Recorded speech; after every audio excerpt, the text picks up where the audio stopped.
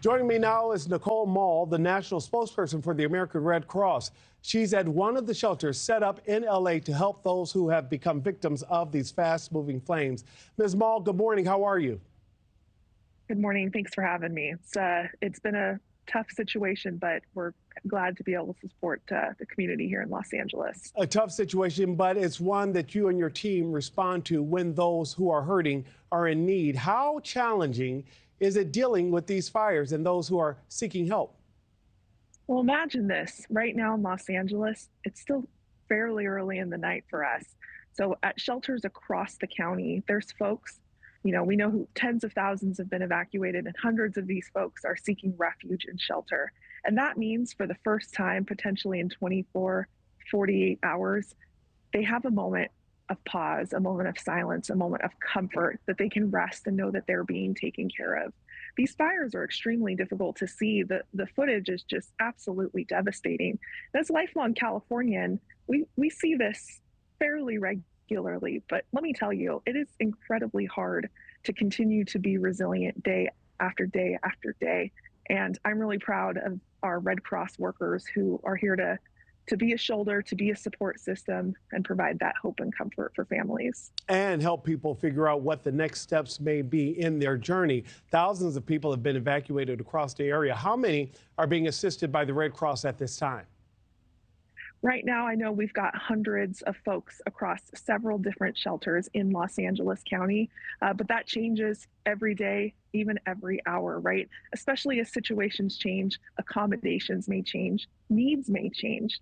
Now, for some folks, they may have never imagined that they would need the support of the Red Cross. And that's usually a good thing. But in times like these, it is so important for folks to know that even though you may have never pictured yourself in this situation, there is a support system in place and you are not alone. Coming by a shelter, even just to check in to get information or be surrounded by community is a very important part of this process. And checking in at the shelter, they can also give information to let their loved ones in other places know that they're okay, correct? Absolutely.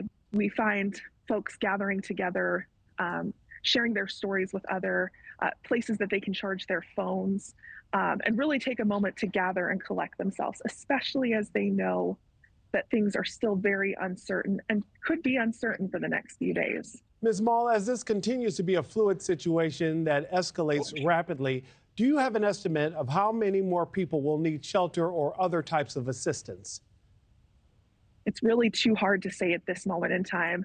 Our focus right now is making sure that folks who need shelter right now have access to that safe shelter.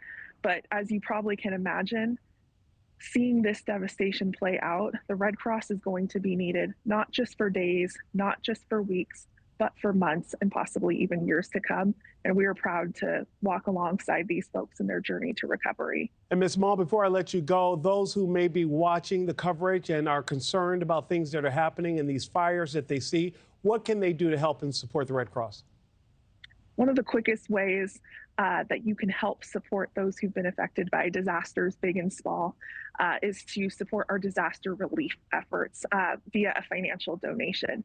That's what allows us to be able to mobilize as quickly and to be on standby and be able to open these shelters very, very quickly, no matter what the conditions are. And so you can do that at redcross.org or by texting the word Red Cross to 90999. Nicole Maul, national spokesperson for American Red Cross, thank you so much for joining us this morning. Thanks for watching, everybody. Go to joinnn.com to find NewsNation on your television provider. Also, don't forget to click that red subscribe button below to get more of NewsNation's fact-driven, unbiased coverage.